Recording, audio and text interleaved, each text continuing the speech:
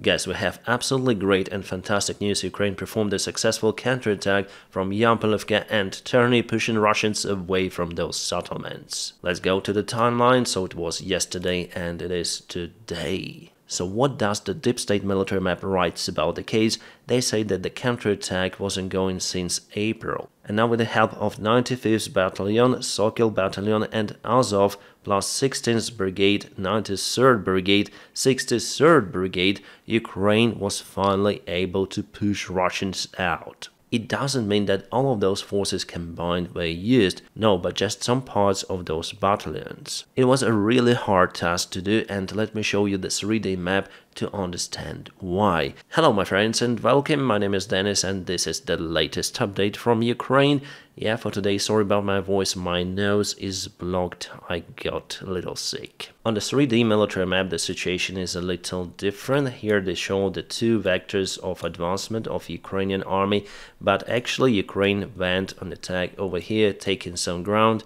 With a new update for sure we're gonna see it. You see that in this place Russia almost reached the Terny town. So why is it hard for Ukraine to counterattack? Basically because the terrain goes down to those lakes. So Ukrainian soldiers have to go uphill over here and it's not good from the terrain perspective. Still Russians have the strategic advancement over Ukrainian armed forces, so for the successful counterattack Ukraine needs lots of the forces, many more than usual. As you can see, Terny is kind of the developed settlement, maybe it's a big village or a small town.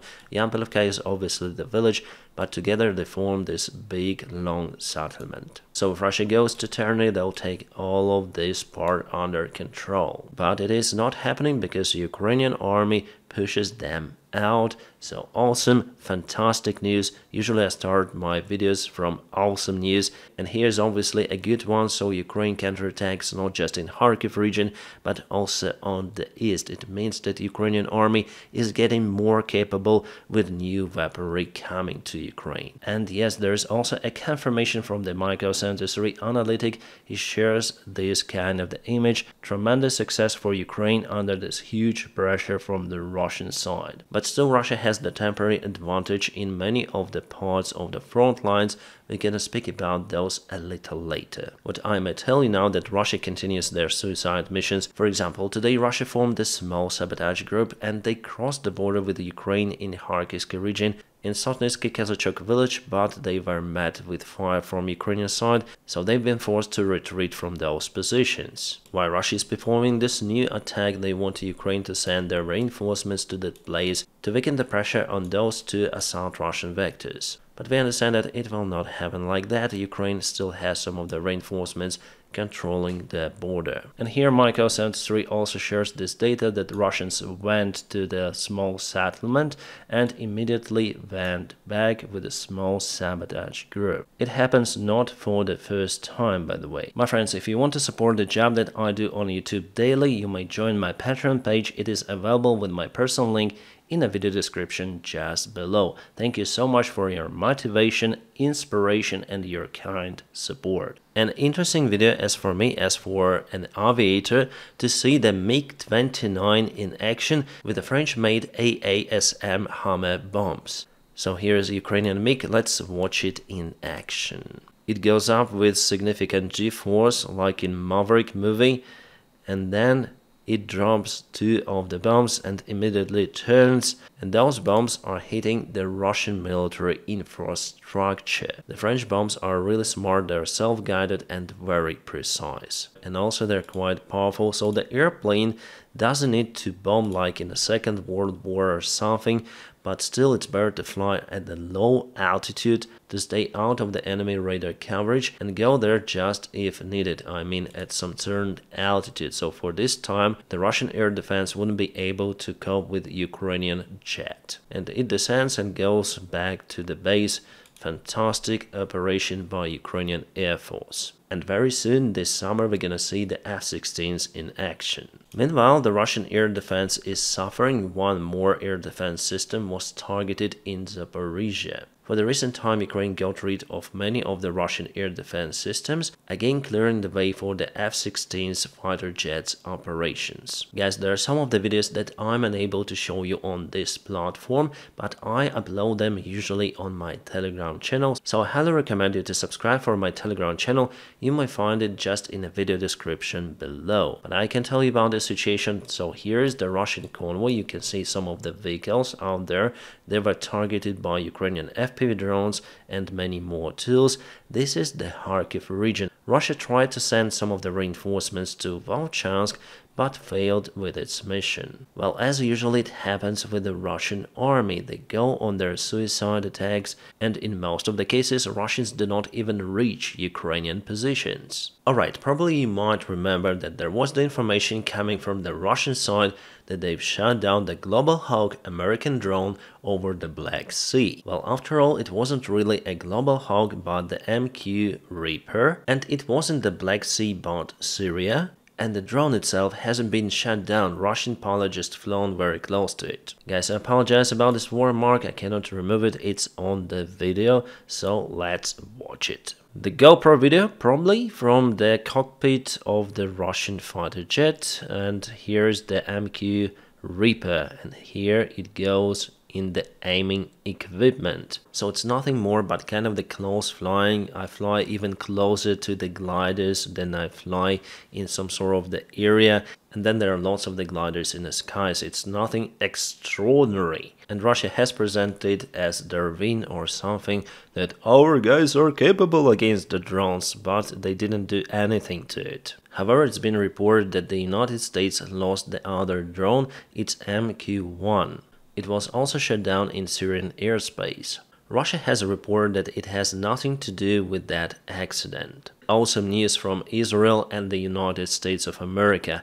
Now there are negotiations ongoing to supply to Ukraine one of the Israeli Patriot systems. Yes, air defense system, which Israel needs a lot. But nevertheless, it seems like they're okay to transfer one of the systems to Ukraine to protect our civilians, our military airfields and energy infrastructure. It could be a great decision by Israel, because before it didn't really support Ukraine in a military way. I mean, compared to other countries, but now Israel understands that Russia plays a great role in escalating the situation in the Middle East. And Russia is behind supplying and training Hamas militants. There were reports that Russian instructors and Wagner instructors were training Hamas, and also Russia equipped them with anti-tank systems. So Israel obviously will respond on that by supporting Ukraine. The news about it are absolutely everywhere. So with Israel Patriot, Ukraine potentially might have 8 of the Patriot systems.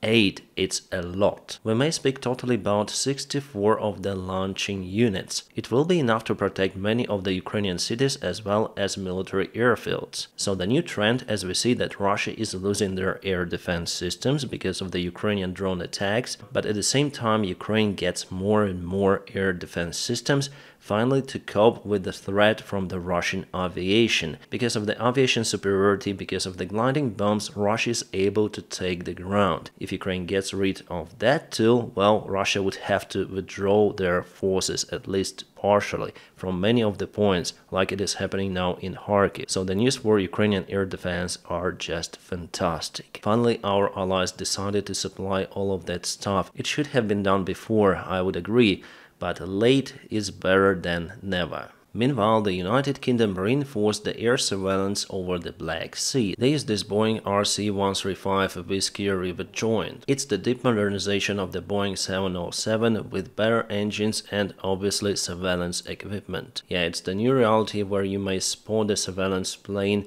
live on Flight Radar 24 and track it on the map. Poland and Baltic countries are calling for reinforcing the border with Belarus and Russia because they're afraid of the possible provocations from the Russian side, and today the European Union officials announced that they need at least €500 billion during the next few years to invest those into military projects, like for example defending the borders of the European Union. Alright, Karim Fethi decided finally to send his forces to Ukraine.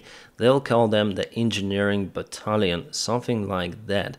The news about it appeared in South Korean TV. Yes, not the North Korean, but the South Korean TV. They rely on the information from the South Korean intelligence, and also there was the briefing in Pentagon where they say that North Korea might send some of the forces to Ukraine. If Russia and North Korea cross this line, it will lead to the global escalation because the other country will be involved directly into the war which Russia started against Ukraine. So the rest of the countries, like NATO countries, Ukrainian allies, like for example France, might send their forces to Ukraine. Instructors, as they say. So engineers on one side, instructors on the other side, but you might call them any kind of the names, but we understand that those will be soldiers, like it was before in Korean War, by the way. Then the Soviet Union deployed their soldiers, their military pilots, as well as the United States did the same. Vietnam War was absolutely the same case, so this sort of the escalation is possible in Ukraine. But from what we see, the current military conflict is on a larger scale compared to Vietnam or Korean War. Well, guys, there will be debates between Donald Trump and Joe Biden. For me, they will start at 3 a.m. But nevertheless, I want to make a stream. Probably not on this channel. I have the other channel. I'll share the link in the community tab of my main channel and also on my Telegram for you to go and watch the stream. Probably by the time you see this video, the stream has already been recorded, or I'm streaming right now, who knows. I'll also put the link for it in a video description just below. Hopefully CNN will have the open live on their website, and hopefully it will not lag because of lots of the views. I think that it might happen like that because many people will watch it. So why not to hype on that event, right? Especially if it touches Ukraine a lot, because everything depends on who will be in charge in the United States, in America, who will take the chair in the White House, Donald Trump or Joe Biden. Yeah, honestly, the choice is quite interesting. But anyways, it's the history, so we need to join it. An interesting propaganda video from the Russian side. They show how they replace Ukrainian names of the settlements with the Russian name. So Avdiivka was replaced with Avdeevka. Definitely Ukrainian and Russian languages are very similar. As well as, for example, Ukrainian is very similar to Polish. I would say even more similar compared to Russian. But here we can see Russian workers work really hard. Now they see Chasiv Yar. Only one letter difference, so in Ukrainian it's Chasiv Yar. Here, son, here I would like to laugh a little, because Russians already were in Kherson and were forced to leave this place, this biggest city they were able to occupy in this war. So probably they took this sign with them and now it goes everywhere in their car. Here, son, we were there. Also, Zaporizhia is Zaporozhye in Russian. Here comes the Russian army. It goes straight with airplanes and helicopters. Yeah, exactly like in real life. They advance from Avdiivka with everything they have. Work brothers. Oh my god, it's so cringy because it's not real. Where are the Ukrainian FPV drones like in real life? The Russian officials again call for destruction of everything Ukrainian, books, culture, language. It's their normal barbarian practice. Rogozin said about that stuff, that everything Ukrainian should be gone.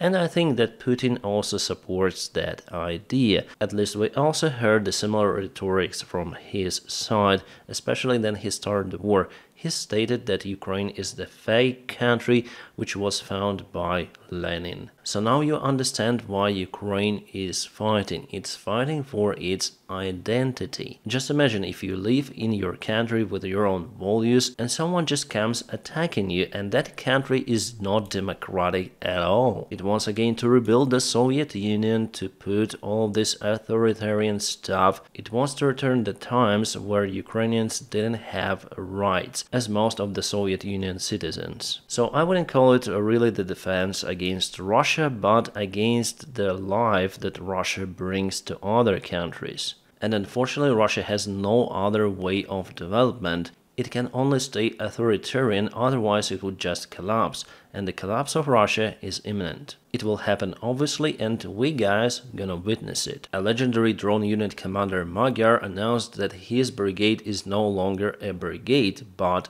a regiment. Officially, it's the first drone regiment in the world of this size, I mean. Magyar and his regiment command are absolutely awesome guys, and they hire people directly. That's why there are lots of the volunteers who are willing to apply for this regiment. And I think that his drone unit is the most popular in the world. Russia tries to hunt Magyar all the time, but Magyar is moving from Kherson to Kharkiv to Avdiivka and other different places, operating very successfully. He started from Mavic drones, simple small drones, mostly from short surveillance missions, and now they have a great FPV drone unit with many of the drone pilots, and I guess that they're the most capable. So long live Magyar, you're awesome. What I like about the guy that he tells truth as it is. He also uncovered lots of the Ukrainian officials who did wrong things during the war. So I must say that I trust him. Good news are coming from the Starlink. Starlink is working with the United States intelligence to seize the operations of the Starlink units on the Russian side. Russians are buying Starlink via the third countries. So after all, it's kind of hard to track the identity of the Starlink because Ukraine actually does the same lots of the times. And the front line itself fluctuates a lot, so Starlink is unable to identify which Starlink is used by Ukrainians or Russians. But it seems like they're developing some sort of the identity for each Starlink unit. Alright, we have this graph of the United States artillery shells production. We're speaking only about 155mm artillery shells, which are the most popular in Ukrainian army. So by the end of the year, the United States of America will produce a record number of those shells, more than 55,000 per month.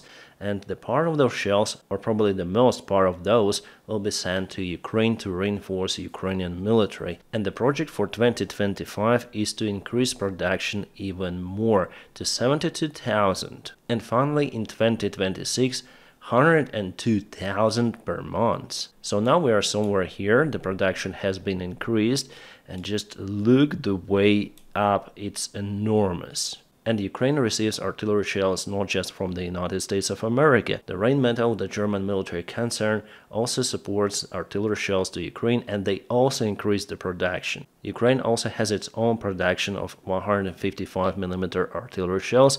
Yes, it's not a lot, but still it's also expanding, so potentially Ukraine will have lots of the shells in the long-term perspective for the next couple of years or maybe 3 years. As we know, Russia also increased the production of their artillery shells, but the Russian artillery is less precise and has less range compared to the Western-made artillery systems. So with those numbers, finally Ukraine will overcome the Russian army at some point. Sometimes we may complain about the poor support of Ukraine from the Western allies, but this bureaucratic and the war machine is just starting to roll. And soon it's gonna be at a very high pace, providing Ukraine with enough weaponry. A funny stuff from the front lines. Remember this pink car which Russians used for the transportation, converting it into the cabriolet? Well, here's the same vehicle from the FPV drone camera. Alright, about the other frontline updates, Russians advanced in Krasnohorivka, so it was yesterday and it is today, so there was one more midwave which was more successful than the previous one. Nevertheless, Russia lost many of the vehicles, lots of the infantry, but they take some of the ground. Again, yesterday and today they went through this road, taking this part of the city, and they also expand the gray area. The Ukrainian officials say that it's just a matter of time then Russia occupy Krasnohorivka, and it is not good because after all they will try to advance to Kurakhove, which is more to the west. But before it, they should take all of those settlements under control, and only after that to Kurakhove. Kurakhove is a very important city. If Russia takes it under control, it would put under the risk all of the nearby area. Hope it won't happen because Ukraine obtains more and more weaponry. Guys, and now please don't forget to press your huge like to this video. By doing so, you help me a lot. And as always, I wish you all a peaceful sky wherever you are, and have a great time.